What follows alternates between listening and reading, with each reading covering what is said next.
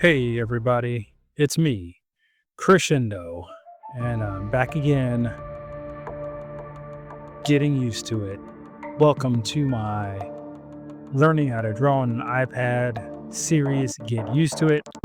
This is yet another installment of me doing 20 minutes of gesture drawings, 1 minute each drawing, sped up to 1.5 times speed, so it's a little bit quicker on your eyes.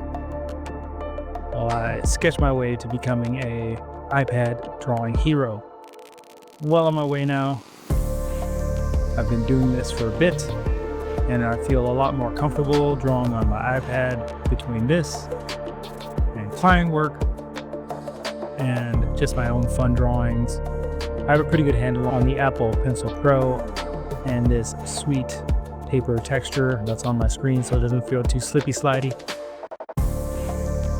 And I'm actually generally getting to enjoy it, especially coming from what I was working on before, which were sketch tablets and a Microsoft Surface Pro. The performance is way more stable and consistent, I would say. The one thing I noticed when I was working on the Microsoft Surface was that sometimes it just chugged, sometimes it was on point, so you never really knew what you were going to get when you're working on the screen there and with that tablet.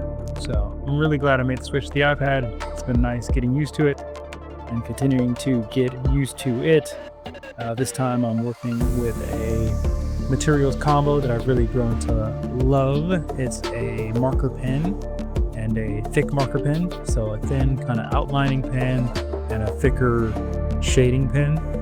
It's been really fun to quickly be able to throw down some shading on these figures as I need to do since they're very short, quick poses that get me used to drawing on this iPad screen, and also works my anatomy muscles that I've been neglecting.